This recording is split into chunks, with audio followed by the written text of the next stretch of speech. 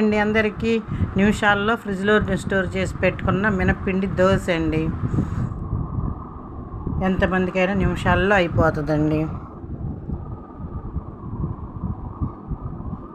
మినప్పిండి, బియ్యపిండి, మెంతిపిండి అండి. చూడండి ఎంత చక్కగా వస్తాయో. అవిసె గింజల కారప్పొడి అండి, స్టోర్ చేసి పెట్టుకున్నది. ఇంతకుముందు వీడియోలో చూపెట్టాను.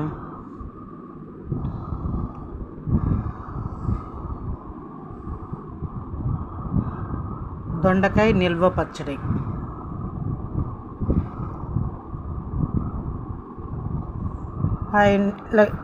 లైక్ చేయండి, షేర్ చేయండి, సబ్స్క్రైబ్ చేయండి. ఆంధ్ర కిచెన్ నిర్మల్ అండి.